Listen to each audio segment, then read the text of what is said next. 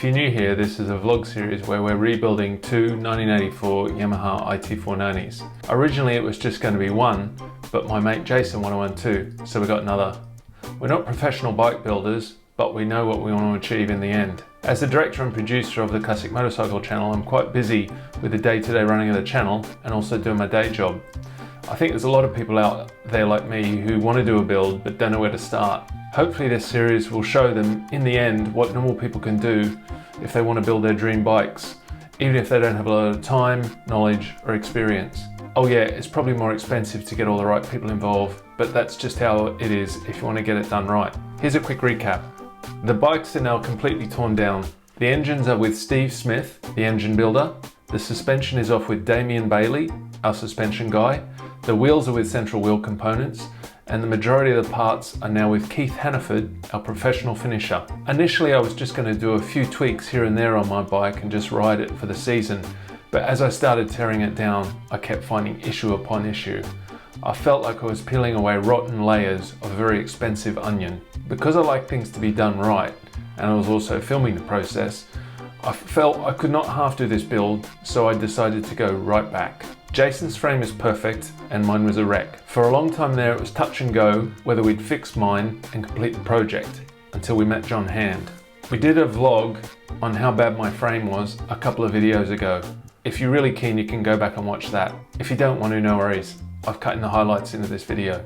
Steve Smith now has the engines and he's torn both down now. The state of my engine was not good and it needs a total refresh. When I bought the bike, the seller told me that it had new piston rings, but Steve said this piston was very sloppy and the bore was way out of tolerance. Gearbox looked good though, but what he did say is it looked like something catastrophic had happened in there, which is why a lot of the parts were almost new. Slightly different story with Jason's engine. His was still running on a standard piston and what looked like a standard bore. Steve did say though that there was a lot of blowback on the piston, so it was fairly worn. We were always going to tear down both engines and refresh them both anyway. Steve found a stripped gear in Jason's gearbox, so that will need to be replaced. There's loads more going alongside all this, but these are the main headlines. Today in this video, you meet our friend John Hand from John Hand Racing. Meeting John was a turning point in this project because now he's fixed the frame, which you'll see. Also at the end of the video, we'll have a look around some other really interesting projects John's got on the go in the workshop, which is worth hanging around for. Thank you so much to all our supporters on this project. Without you guys, this would not be possible. All right, we're here with John Hand and he's just done some work on the frame, fixed it. So, John, tell us what you did, mate. Well, you obviously brought this to me and it was quite obviously bent and had some really nasty bits of welding. This rear loop had obviously broke off at some point in its life and somebody with an arc welder or a child had tried to put it back on. So I'd obviously cut all of the rubbish out. I've sleeved up through here, replaced this part. Sleeve is like a bit in there. Inside the tube, yeah. So if you see there, I've actually drilled through the existing tube and done like a puddle weld to hold the sleeve in. Oh, I see. Also leave like a 4 or 5 mil gap where the new part joins to, so you can obviously get the I've used brass on here only because it's easier to clean up, and you won't see that when it's painted. Is there a difference between brass and like a normal, I don't know, like arc weld or MIG or whatever? Well, bronze, I call it bronze welding, brazing. The difference is brazing will allow a little bit of movement or flex. Yeah. So a lot less likely to crack or break. That is what I specialise in. Other parts of the frame, obviously this frame was MIG welded as standard. Yeah. So other repairs on it, I have MIG welded just to sort of... Which bits do you MIG weld? This tube here that I replaced from the other frame that you brought down, I've just MIG'd that back in. Show us what you did there. Here, this tube that I replaced before replacing it, that obviously broke there and wasn't... That was a problem area, wasn't it? Yes. Yeah. Behind that it was quite thin. It was obviously rusting through. Yeah. So I removed all of the rust, filled the hole back in, and then replaced with like an outer sleeve. So that's all MIG'd in there. The other more intricate bits, like your head steady here and your tank mounts, I've brazed them just because it's easier for me, really. To MIG those, it's quite delicate. So also on the bottom there was some quite bad dents, and one of the tubes was quite thin in places. So I've put these outer skis on. Mate, turn him upside down so we can see the light better. It's good. Yeah. So yeah, the one of the sides that was a bit thin, I've obviously got rid of all of the rot and rust and refilled. Yeah. And then put these outer skis on because you want to abuse it again. And the stand? Side stand bracket was intact, but it had been obviously broken, cut off and re-welded. It was quite nasty. So I copied it off of the other frame that was here, made a cardboard template, made a jig that attached to the footrest mount so I could get it in the same position. So your side stand will... Give us a good look at that. Yeah, I'll take some nice shots later. Yeah. Okay, so what else? The front of this thing here? Oh, yeah. Up on the top side, I come across some really nasty welding up in here. Whether it broke once before, I don't know. I did grind it all back to see if I could find a crack. I couldn't find anything, so I V'd it all out and re-welded it again. Yeah. On your head steady mounts, obviously they were badly worn, not been bolted up correctly, and this one had actually sort of pulled out a little bit. When I removed these, I found a crack up through here, so obviously V'd that out, welded it back up, and then put these new bosses in that I machined. Did you redo that one or just re-welded it? Yeah, no, that's a new boss in there as well because the thread was gone in the old one. So drilled the old one out. I didn't even know there was a thread in there. Didn't you? No. No, 8mm thread. I only know that because of the other frame, really. Okay.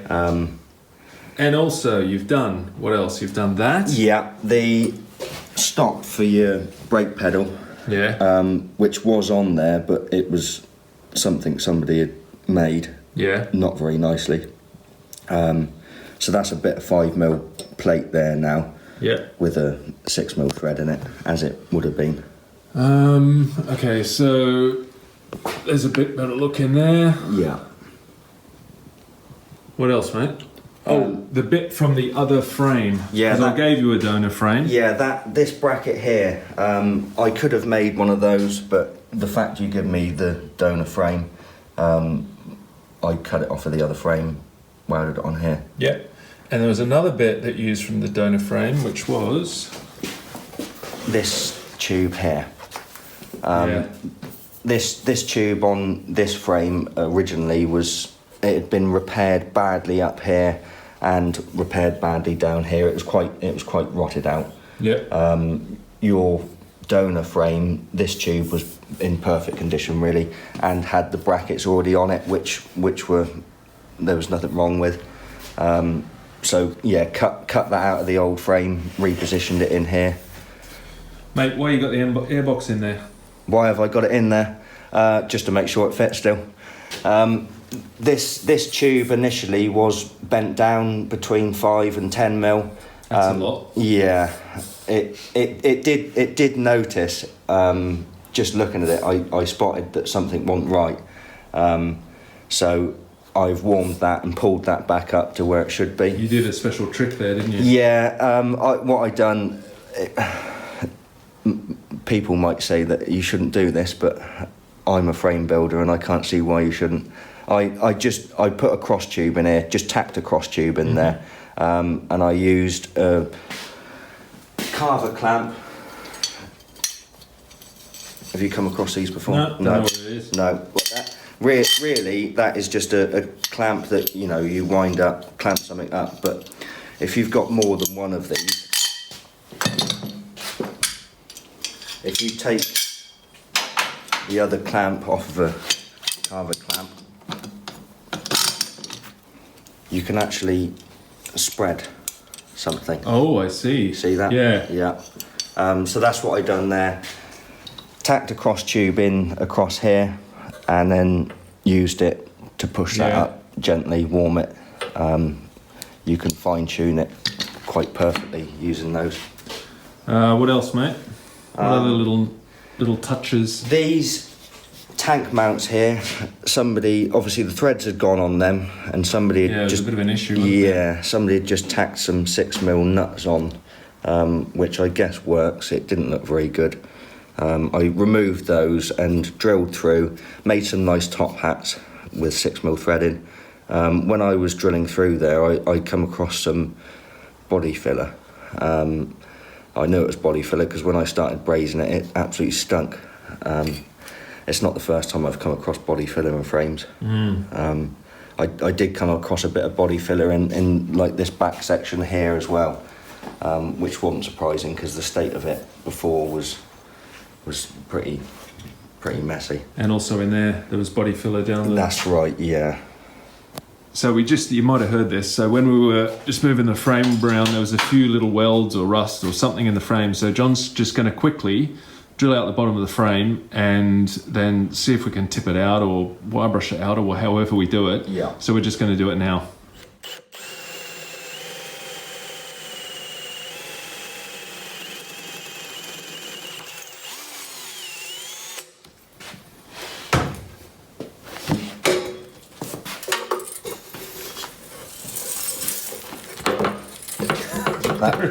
That was the one. So we're going to hit it with something. I got it. Give it a tap. Oh, look at that.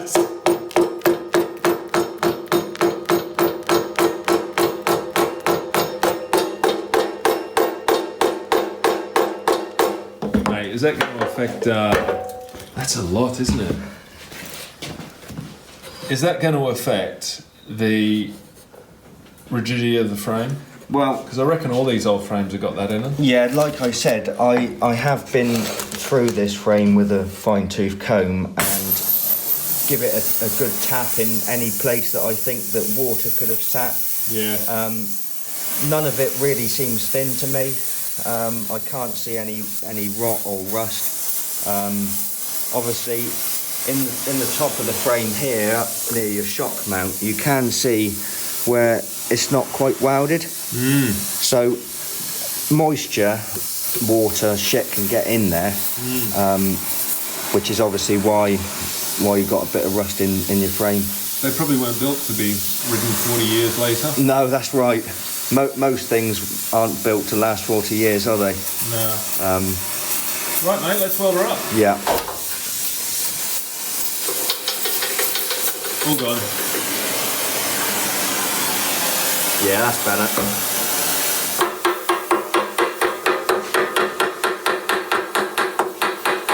What sort of hammer? That's a hide and copper hammer. Okay, good for this sort of stuff. Yeah, that's right. That's quite a light grind you've got going on there, isn't it? Yeah, that there is actually like a blending wheel. It's quite nice for polishing, or if you've welded something and then want to sort of blend the welding. Yeah. It's not very aggressive at all. Yeah. It doesn't take too much material off. Yeah.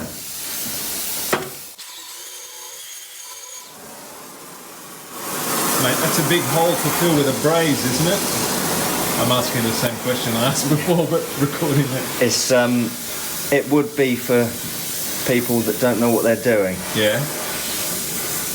It's one of the benefits of brazing, isn't it? That's right. Only know that from before.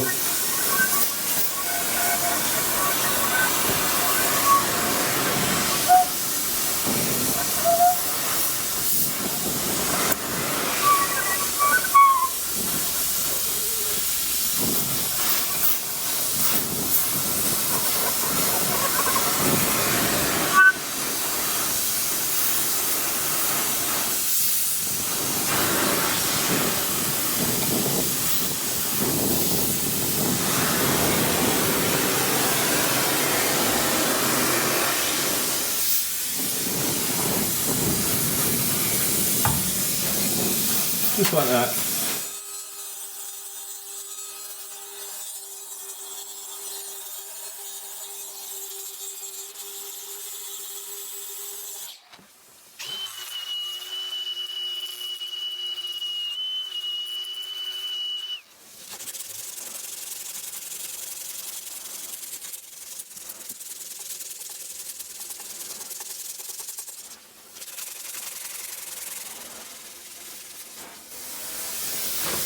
Once that's powder coated, you'll never know. No. Spot on, mate.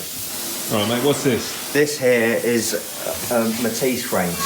A Rickman Matisse? Yeah, an original, actually. Is it? Which has come to me for some repairs. So I have disassembled it,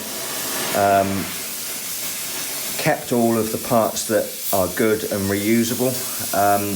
It's all come apart so it can go away for polishing. Yeah. Which will then come back to me for me to reassemble with any new parts. The two top tubes on it were not salvageable at all. So that's the original steering head, marked 366, I believe. Number 366? Yeah, so it was quite an early one. How many did they make overall? I couldn't tell you. It would have been thousands, obviously. So you specialise in these, don't you? I do. I make these frames and provide kits, sell them as a kit. Yeah. Yeah.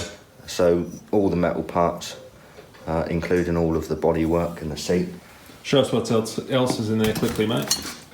So all of the cross tubes, pretty much all of the cross tubes were salvageable. Yeah. Anything not? The two main top rails weren't any good. Yeah. They'd had like the bent ones on mine. Yeah, they had a lot of repairs. And the two down tubes, so like this part of the frame that would normally go up to the steering head, they were no good really. So same thing again, I will sleeve the inside of the tube into my new piece of tube. Yeah. The top tubes are quite straightforward. I've already got some bent here. So there is a Matisse top tube. Oh yeah. Which will be something like that on the bike. It's just other brackets. Yeah, the rear strap could be used again, and the damper brackets off of the frame. This frame is, I'm told, a lightweight version. So instead of being 1.6mm wall thickness tubing, it's actually 1.2. So like the swinging arm or the damper brackets on the frame, shock mounts, are also 1.2. Right, mate, and you've got something else hiding over here in the corner which I want to have a look at. Yeah. What's that? That's a Honda JBR replica. This one is actually a JHR, only because John hand racing JHR. I supply these as kits as well. So the metal bits? Yeah, all the metal parts. Plastics, tank? Yeah, I polished aluminium fuel tank, fiberglass side panels. You make the fuel tank? I don't make the fuel tank, I get the tanks Supplier. made. Yeah. Fiberglass airbox and fiberglass seat base. They're actually carbon fibre side panels on this, which I can get done, but they're extra. Yeah. But yeah, normal kit includes frame, swinging arm, footrest, brake pedal, engine plates, all the nuts, bolts and spacers, swinging arm pivot kit, which is needle roller, rear chain adjusters, rear brake torque arm, rear wheel spindle, etc. How many of these you built? I think I've built about 32 now, which I'm told originally there was only about 30 or 35 made. So. And Rickman Matisses, how many you built of them? In excess of 500. I've been making them for about 12 years. So. And what about, because I saw some Mako, were they 490s that you got going on in here? Yeah, 490 Makos, 81 Makos. Okay. I don't actually have any here. Here's a jig with just a pattern frame in. You can sort Which of... one, mate? This one? Yeah, get a bit of an idea. Is that the, I don't know a lot about them, but is the 81 the good one? Yeah, people say the 81 was the best Mako frame ever made. Why is that as a fabricator? Why do you think? I couldn't tell you, to be honest. Obviously, the geometry must have been good. People say they ride really well. Mm-hmm. The original frames, I don't think are very nice. They're just mass-produced, MIG welded, look a bit agricultural. The few, or five I've made, I actually brazed them, so it was a much prettier version, really. You recently made a batch of 5. Batch of 5, yeah. Mate, can we show this thing that's just behind you or not? Yes. Are we allowed to show that? Yeah. All right, let's go. This is a bit of a special, really. This is for a chap called Martin Perrett, who some people will probably know him for his 500 unit Triumph engines that are turned round with a KTM gearbox welded on, which would have been the front. So the exhaust pipes come out the back of the engine. In the front will be fuel injection. So the engine's empty, by the way, because I asked this before. There's shavings in the spark plug hole, but there's nothing in there. So yeah, we're stress in the comments. We're not worried about that. The frame here is a copy, geometry-wise, of a modern KTM.